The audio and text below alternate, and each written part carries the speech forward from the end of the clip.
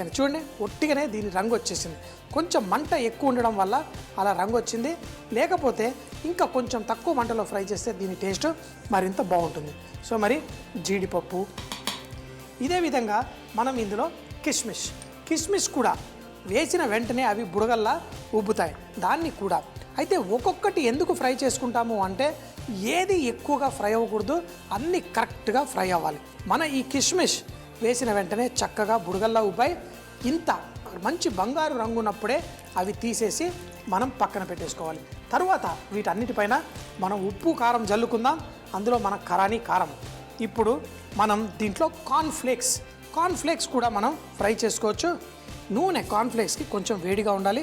వేసి చూడండి, పర్లేదు వేడిగానే ఉన్నాయి. ఇందులో అన్నీ వేసుకొని చక్కగా ఫ్రై చేసేసుకుందాం. ఈ కార్న్ఫ్లేక్స్ ఇలా పువ్వుల్లా ఉబ్బిపోతాయి. దీన్ని ఇలా ఫ్రై అయిన వెంటనే మనం తీసేసుకొని పక్కన పెట్టేసుకుందాం. అప్పుడు ఈ కార్న్ఫ్లేక్స్ మంచి టేస్ట్తో తినేటప్పుడు మంచి కరకరలాడిచ్చేది ఇదే. మరి దీన్ని కూడా ఒక ప్లేట్లో తీసేసి పెట్టేసుకుందాం.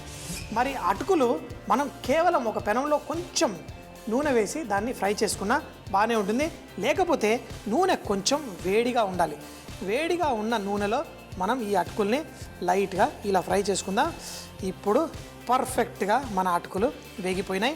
వీటిల్ని ఎందుకంటే ఇవి చక్కగా కరకరలాడుతూ మనకి రావాలి, అన్నీ ఒక బౌల్లో వేసుకుందాం.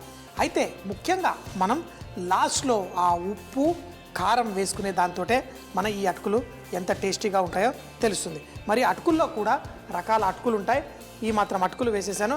నానిన పెసరపప్పుని కూడా మనం ఇలా జాలి గరిటెలో తీసుకొని దాన్ని ఫ్రై చేసుకుందాం. ఇలాంటి జాలి గరిటెలో పెట్టడం వల్ల ఇవి ఆ నూనె బయటికి పొంగకుండా చక్కగా కాపాడుకోవచ్చు. ఇప్పుడు మన ఈ పెసరపప్పు చక్కగా కరకరలాడుతూ వచ్చిన తర్వాత దీన్ని మన ఫ్రై చేసుకున్న ఈ అటుకులతో పాటు వేసేసుకుందాం. అన్నిటినీ ఇప్పుడు చేసేసుకున్నాం. కరివేపాకును కూడా ఫ్రై చేసి వేసి అన్నీ కలిపేసుకుందాం. చివరిగా మన కరివేపాకు. హోటల్లో అలా చేసేటప్పుడు దీన్ని ఇలా ముంచేసి దాన్ని చేసుకుంటాం. కానీ ఇలా కరివేపాకుని మనం తుంచి ఇలాంటి జాలి గరిట మన దగ్గర ఉన్నప్పుడు అయితే మనం చక్కగా ఈ కరివేపాకుని తుంచేసుకుందాం. ఈ కరివేపాకు వేసిన తర్వాతే మనకి అసలు సిసలైన టేస్ట్. నూనె వేడిగా ఉంది. ఈ నూనె బాగా చిట్లి మన మీద పడకుండా జాగ్రత్తగా ఇలా జాలితో ఉన్న ఒక స్పూన్ తయారు చేసుకుంటే పర్ఫెక్ట్గా వచ్చేస్తుంది. అంతా కరివేపాకు కూడా. ఇంకా స్టవ్ కట్టేస్తాను. అన్నీ నాకు కావాల్సినవి ఫ్రై అయిపోయింది. ఇప్పుడు ఇందులో కరివేపాకు కూడా వేసేసుకుందాం. అయితే కరివేపాకు మనం ఉప్పు అన్నీ వేసుకున్న తర్వాత చక్కటి రుచి వస్తుంది. కార్న్ఫ్లేక్స్ అలాగే మనం ఫ్రై చేసుకున్న పల్లి, జీడిపప్పు, కిస్మిస్ని కూడా దీంట్లో వేసేసుకుందాం. మన ఈ నూడిల్స్ని కూడా ఇందులో వేసుకుందాం. వేసిన తర్వాత ఉప్పు వేసే ముందు వీటన్నిటిని లైట్గా టాస్ చేసుకొని ఇప్పుడు స్టవ్ ఇక్కడ కట్టేసి ఇప్పుడు ఈ కూరగాయలు ఏవేవైతే మసాలా అంతా వేసుకున్నానో దీంట్లో వేసేసుకుంటాను. చాలా ఈజీగా ఫాస్ట్గా ఈ బిర్యానీ రెడీ అయిపోతుంది. ఈ కింద స్టవ్ కట్టేసాను కదా, దీన్ని ఈ విధంగా లైట్గా కలిపేసి పెట్టేసుకున్నా. ఇప్పుడు దీనిపైన వేడి రైస్ వేసేసి కుక్ చేసుకున్నప్పుడు ఈ కూరగాయలన్నీ చక్కగా పర్ఫెక్ట్గా కుక్ అయిపోతాయి, మరి సాఫ్ట్గా టెండర్గా అవుతాయి. సో నూనె ఉంది, కూరగాయలన్నీ ఉన్నాయి, దీని ఉప్పు కూడా పర్ఫెక్ట్గా ఉంది. సో మరి దీనిపైన ఆ రైస్ కుక్ చేసుకొని ఎలా వేసుకోవాలో చూద్దాం. కూరగాయలన్నీ కిందికి వేసుకున్నాను. ఇటు పక్కకి పెట్టుకొని మన ఈ రైస్ని ఇటు పక్కన కుక్ చేసుకుందాం. చూడండి, నీళ్లు బాగా ఉడుకుతున్నాయి. ఇందులో మనం కావలసినంత ఉప్పు కూడా వేసేసుకుందాం. చూడండి, ఇప్పుడు మనం నానబెట్టుకున్న ఈ పార్బాయిల్డ్ రైస్, ఈ కేరళలో చాలా ఇష్టంగా తినే ఈ చిట్టి దొడ్డు రైస్ని నీళ్ళల్లో వేసేసి ఉడికించుకొని దీన్ని కూడా ఉడికిన తర్వాత ఆ నీళ్ళని తీసి దీనిపైన వేడివేడిగా వేసేసి మన ఈ వెజిటేబుల్, అది కూడా కేరళ స్టైల్ ఈ బిర్యానీ చేసుకుందాం. చూడండి, ఇప్పుడు కూరగాయల్ని ఈ విధంగా మనం ఒట్టిగా మసాలా అంతా నానబెట్టేసి కింద వేసేసుకున్నాం. ఈ విధంగా చేసే టెక్నిక్ కూడా మీరు నేర్చుకుంటున్నారు. మనం సాధారణంగా చాలాసార్లు ఏం చేస్తారంటే చాలామంది ఈ కూరగాయల్ని నూనెలో ఫ్రై చేసి తర్వాత ఈ రైస్తో పాటు కలుపుతారు.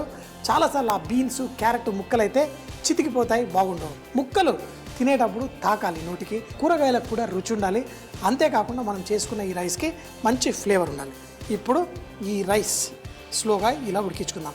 అయితే ఈ రైస్లో గొప్పతనం ఏంటంటే ఎంత ఉడికినా చక్కగా పలుకుల్లా వచ్చేస్తుంది ఈ పార్బాయిల్డ్ రైస్. సో మరి దీన్ని స్లోగా కుక్ అయిన తర్వాత ఏం చేయాలో చూద్దాం. ఈ రైస్ రెడీ అయిపోయింది.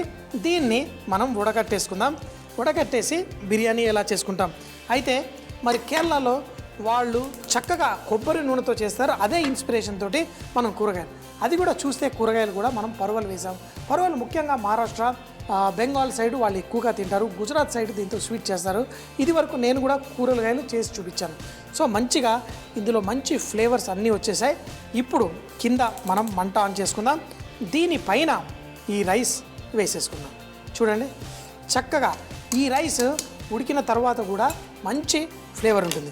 సో ఈ విధంగా కింద ఉండడం వల్ల ఈ రైస్ కింద చక్కగా ఉడుకుతుంది. కింద కూరగాయల్లో మనం పెరుగు కొన్ని నీళ్లు కూడా ఉన్నాయి, ఆ నీళ్లు అందులో సరిపోతుంది. ఇప్పుడు ఈ ఫ్రై చేసుకున్న బ్రెడ్ కూడా వేసుకోవాలి, కానీ తర్వాత వేసుకుందాం. మూత పెట్టేద్దాం. మరి దీన్ని వేడిలో ఒక 5 నిమిషాల పాటు, ఎందుకంటే కింద కూరగాయలు అన్నీ ఉడకాలి, మరీ పచ్చిగా ఉండకూడదు. బంగాళదుంప మనం ములక్కాడ కొంచెం నూనెలో లైట్గా వేయించుకున్నాం. కావాలంటే పచ్చి బఠానీ, క్యారెట్ మీకు ఏవి కావాలన్నా ఇందులో వేసుకోవచ్చు. ఇప్పుడు దీన్ని ఇలా వేసుకొని చక్కగా అయిన తర్వాత మనం కలిపేసుకుందాం. సో అప్పుడు మంచి బిర్యానీ, అది కూడా ఈ చిట్టి రైస్ తోటి అవుతుంది. అయితే భారతదేశంలోనే వాడుకలో తినే వాటిలలోనే ఒక 1000 రకాల రైసులు ఉన్నాయి. నిజానికి చెప్పాలంటే 20,000 రైసుల్లో చాలా రైసు ఇప్పుడు వాడుకలో లేవు. మరి అందులో బోల్డ్ రైసు, ఆరోగ్యానికి మంచి రైసు కొన్ని మాయమైపోయా అంటుంటారు. రైసు తినేటప్పుడు కూడా కేవలం ఒకే రైస్ తింటాం, మేము ఆ మసూరి రైస్ ఇదే తింటాం, మేము ఆ రైస్ తినం, ఈ రైస్ తినం కాదు. రైసుల్లో కూడా ఒక్కొక్క దానికి ఒక్కొక్కటి వాడుకోండి. చిత్రాన్నాలు చేసేటప్పుడు మంచిగా పొడిగా వచ్చే రైస్ వాడండి. మరి పెరుగన్నం చేసేటప్పుడు కొత్త బియ్యం లేకపోతే చౌకగా దొరికే బియ్యంని వాడుకోండి. దోశలు ఇవి చేసేటప్పుడు కూడా చౌకటి బియ్యం వాడుకోవచ్చు. బిర్యానీ చేసేటప్పుడు మంచి బాస్మతి రైస్. ఎప్పుడు చెబుతూ ఉంటాను కదా, రకరకాల కూరగాయలు తిని మనం చక్కగా ఎంజాయ్ చేయాలి. అలాగే ధాన్యాలలో కేవలం రైస్ తీసుకున్నా మీరు ఒక 5 రకాలు 6 రకాల రైసుల్ని కొంచెం అటు ఇటు మారుస్తూ తినాలి. 4-5 నిమిషాల పాటు మనం వెజిటేబుల్స్ అన్నీ కుక్ చేసేసుకున్నాం. ఇప్పుడు మరొక్కసారి దీన్ని మంచిగా పర్ఫెక్ట్గా అయింది. మన ఈ రైస్ చెప్పాను కదా, చూడండి ఎలా అయినా ఇలా పలుకులుగా ఉంటుంది. మనం ఫ్రై చేసుకున్న బ్రెడ్ వేసుకుందాం. ఇప్పుడు కూరగాయల్ని ఈ విధంగా కలిపేసుకుందాం. చూడండి ఇలా ఆ కింద ఉన్నవన్నీ, ఆ కూరగాయలన్నీ మీరు చూడండి ఎంతో చక్కగా అద్భుతంగా పర్ఫెక్ట్గా ఉంటుంది. అయితే ఈ బ్రెడ్ ముక్కలు మనం ఈ విధంగా చక్కగా ఫ్రై చేసుకోవడం వల్ల అన్నీ పర్ఫెక్ట్గా ఉంటుంది. ఈ రైస్ మరి వాళ్ళు అంటూ ఉంటారు ఎంతైనా మనకి మంచి టేస్ట్ని ఇస్తుంది, ఆరోగ్యానికి మంచిది. ఈ కూరగాయలన్నీ కూడా పర్ఫెక్ట్గా అయిపోయినాయి. ఈ బ్రెడ్ ముక్కలు కూడా ఇందులో ఉండి చక్కగా వస్తుంది. మూత పెట్టేద్దాం. ఒక 4-5 నిమిషాలు ఆగిన తర్వాత వేడిగా వడ్డించేసుకుందాం. మన ఈ బిర్యానీని చూడండి ఎంతో అద్భుతంగా ఆ ఫ్రైడ్ బ్రెడ్ తోటి కూడా మనం వడ్డించేసుకుందాం.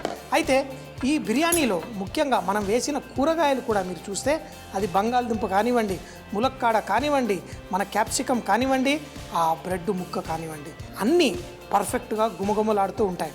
అయితే కావాలనే నేను క్యారెట్, బఠానీ వేయలేదు.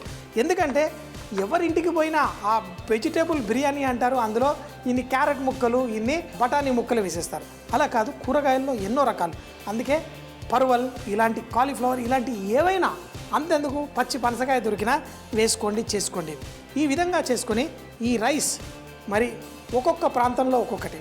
మీరు చూడండి, ఒక ప్రాంతంలోనేమో ఇలా రైస్ తింటారు, మరి పంజాబ్ వైపు వెళ్తే వాళ్ళు బాస్మతి రైస్ ఎక్కువగా తింటారు, కానీ రొట్టెలు ఎక్కువగా తిని బాస్మతి రైస్ వారానికి ఒకసారి చేసుకుంటారు.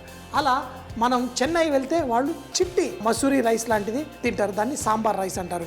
మన దగ్గరకు వచ్చేసరికి మన దగ్గర కూడా 2-3 రకాల రైసులు, కూరగాయలు అన్నీ పర్ఫెక్ట్గా రెడీ అయ్యాయి.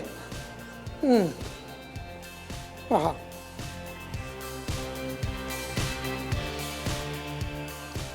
పర్ఫెక్ట్గా